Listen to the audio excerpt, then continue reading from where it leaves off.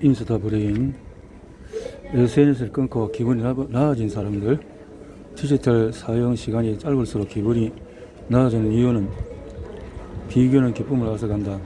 비교는 시어더 루스벨트. 비교는 기쁨을 앗아간다. 6장 대화의 80%는 뒷담화. 여러분이 어떤 회사에서 일한다고 가정하자. 회사 동료들과 함께 한 교육기관에서 열리는 컨퍼런스에 참석할 예정이다.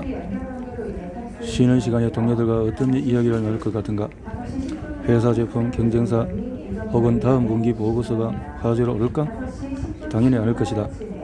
아마 서로에 대해서 이야기할 것이다. 우리는 대화의 80% 90%를 자기 이야기나 뒷담화로 채운다. 우리는 소문을 좋아한다. 대부분은 소문이라는 단어를 부정적으로 인식하지만 이는 오명을 쓰고 있는 셈이다. 심지어 소문은 우리가 생존할 수 있도록 도와주었으니 말이다. 인간은 대략 50에서 150명 정도와 함께 무리지어 살고 있으며 당연히 우리 내 특징을 다른 사람들보다 더 잘 알기 마련이다. 그러나 우리 내 모든 구성원과 긴밀한 관계를 맺지 않더라도 다른 우리에 속한 사람들도 살펴봐야 한다. 우리는 소문 퍼뜨기를 좋아한다. 소문 퍼뜨리기.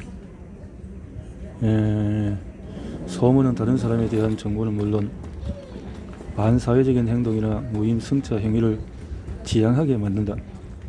그 누구도 돈을 내야 할 때면 항상 화장실에 가는 사람이라는 평판을 얻고 싶지는 않을 테니까 말이다. 이런 관점에서 보면 소문을 퍼뜨리는 사람은 집단의 안정에 기여하는 셈이다. 그런데 흥미롭게도 우리는 특히 부정적인 소문을 즐기는 것 같다. 그렇지, 부정적인 것. 그렇다면 너는 왜 부정적인 소문을 더 좋아할까? 인류의 10에서 20%가 다른 사람의 맞아 죽던 세계에서 누가 누구에게 적의를 가졌는지, 어떤 사람과 어울리는 게 좋은지 등에 대한 정보는 어디에 음식이 있는지 아는 것만큼이나 중요했을 것이다. 갈등에 유독 흥미를 느끼기 때문에 수백만 명이 TV 선거 토론을 푹 빠져서 보는 것이다. 그러니 각 정치인의 이루고자 하는 포부에 대해서 객관적인 정보만 보여준다면 대부분 채널을 돌려버릴 것이다. 그럼 긍정적인 소문은 어떨까? 내 입장에서 보면 뭐같이 않은 정보일까? 정반대다. 긍정적인 소문은 우리를 더욱 심사숙고하게 하며 자기 개발 방법을 모색하도록 격려한다. 열하면서 무덤까지 사회적인 인간은 대부분 동물과 달리 인간은 기본적으로 사회적인 존재로서 그 덕에 서로 협력하여 생존할 수 있었다. 우리의 사회적인 본능은 태어날 때부터 발현된다. 이를테면 신생아는 무작위로 그어진 선들보다는 얼굴을 연상시키는 선들에 더욱 집중한다. 이화와 성인의 뇌 축대에는 얼굴의 특정 부분에 초점을 맞추는 세포가 있는데 이 세포들은 복잡한 연결망을 통해서 서로 협력하면서 상대방을 눈 깜짝할 사이에 분석할 수 있게 해준다.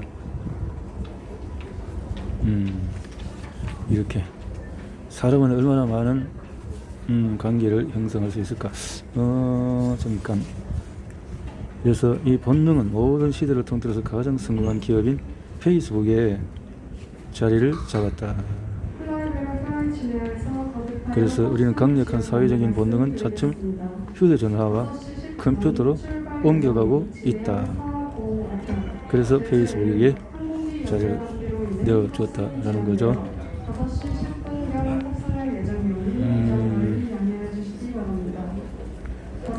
사람은 얼마나 많은 관계를 형성할 수 있을까? 옥스퍼드 대학교의 진화심리학자인 로빈 던바에 따르면 인간은 대략 150명의 개인과 인간관계를 형성할 능력이 있다.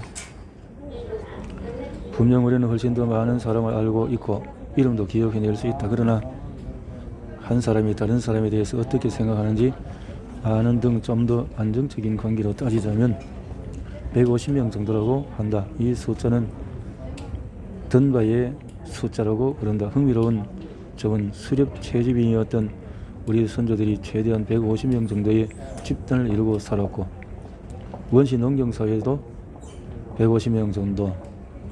던바는 뇌의 바깥 피부이자 뇌에서 가장 발달한 부분인 DNA 피질이 인간과 동물이 맺는 사회적 관계의 수를 결정한다고 말했다. DNA 피질이 큰 종일수록 큰 집단을 이루고 살 수 있다는 것이다.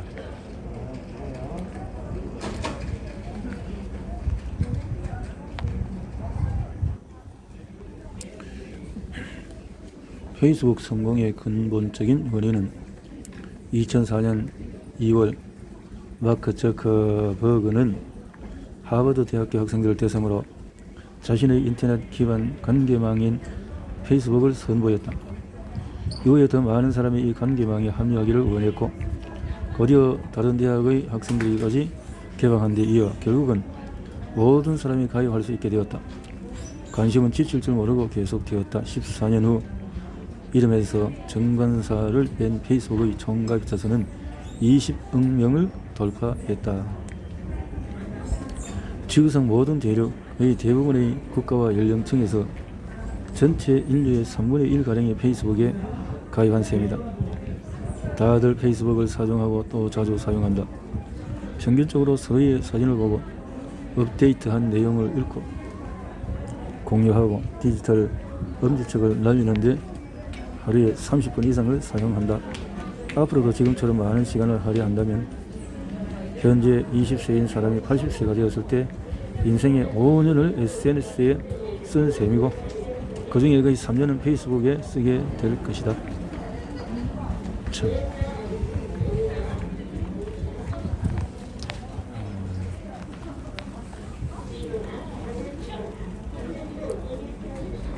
대부분 자신에 대해서 이야기하는 것을 좋아하기는 하지만 얼마나 좋아하는지는 사람에 따라서 그 강도가 확연히 다르다.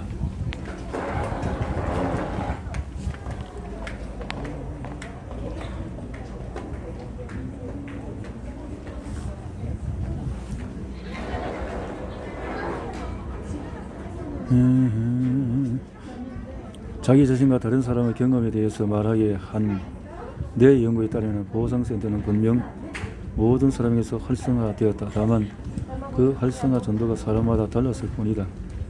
그런데 흥미롭게도 가장 많이 활성화된 사람들이 페이스북을 더 많이 사용했다. 자신에 대해서 이야기하고 인기를 얻어서 보상센터가 활성화될수록 SNS 빈도를 더 높였다.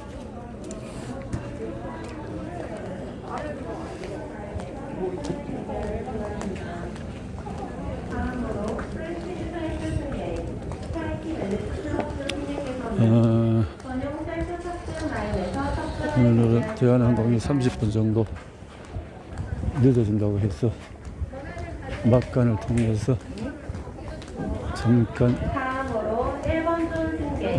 공항에서 책을 읽는 시간을 가져보게 되었습니다. 스카이티 벨리스트 회원께서는 일반석 셀프 탑승 라인으로 탑승을 대기해 주시기 바랍니다. 여기서 1번 전 승객 또는 모닝컴 회원, 1번 스카이티 손님, 벨리스트 회원께서는 2번 손님, 일반석 셀프 탑승 3번 라인으로 손님 이렇게 탑승을 나누어서 대기해 주시기 타네요. 바랍니다. 왜 SNS를 많이 할수록 우울할까?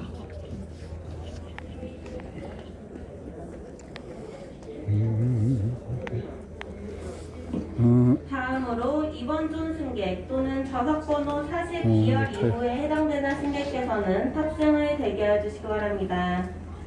2번 전 승객 왜 또는 좌석번호 SNS를 많이 할수록 우울한 걸까? 승객께서는 탑승을 대기해 주시기 클릭 한 번으로 바랍니다. 20여 명 이상의 사용자를 만날 수 있는 SNS는 다른 사람들과 연락할 수 있는 2번 최적의 승객 또는 도구로 좌석번호 자리 잡았다. 42열 이후에 해당되는 승객께서는 그런데 우리가 페이스북이나 다른 SNS를 사용한다고 해서 정말로 더 사회적인 인간이 되는 걸까? 다음으로 3번 중 그렇진 또는 않다. 좌석번호 28열부터 41열까지의 승객께서는 탑승을 음. 대기해 주시기 바랍니다. 3번 중 승객 또는 좌석번호 28열부터 41열까지의 승객께서는 일반석 셀프 탑승 라인을 이용하셔 탑승을 대기해 주시기 바랍니다. 우리는 온라인으로 만나느냐 실제로 만나느냐에 따라서 다른 방식으로 영향을 받는다.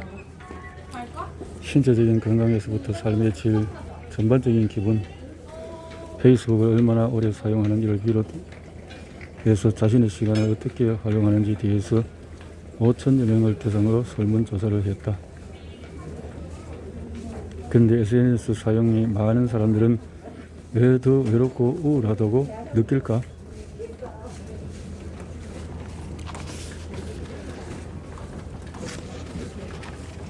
대한항공 1255편 제주행 현재 기내 준비 마무리 단계에 있습니다. 잠시만 계신 곳에서 대기해 주시기 바랍니다.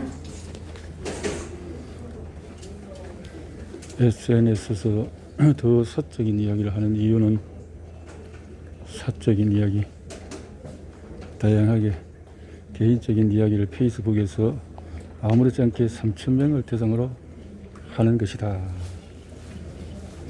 그렇네요.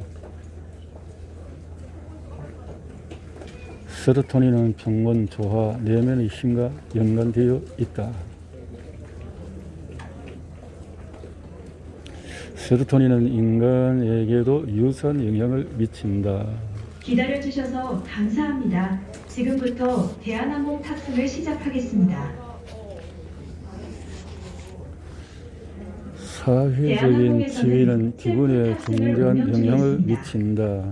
탑승 시 자동화 기기에 탑승권 바코드 또는 바이오 정보를 인식시켜 원숭이든 주시고 인간이든 권력자는 빠르게 바뀌기 한 분씩 통과해 주시기 마련이다. 바랍니다.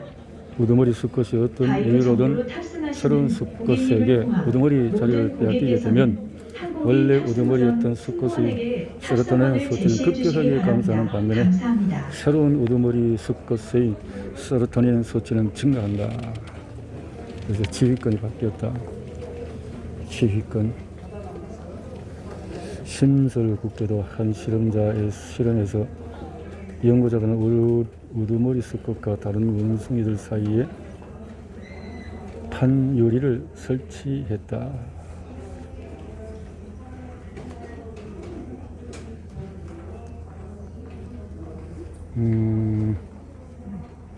흥미롭게도 우리 머리에서 지위가 실추된 원숭이는 세로토닌 수치가 낮아진 것뿐만 아니라 행동에도 변화가 나타났다. 피곤해하고 무기력하고 우울하고 어떻게 된 거지? 스트레스 메커니즘 스트레스 그렇겠지. 실패자니까 해고당하고 지위 실추 등으로 큰 타격을 받으면 그러니까 우울증에 걸린 사람 수천 명을 만나왔는데 해가 갈수록 우울증에 걸린 사람은 크게 두 집단으로 나눌 수 있다는 생각이 든다. 첫 번째는 직장 스트레스, 두 번째는 이별 이런 것들이다 하는 거죠. 4번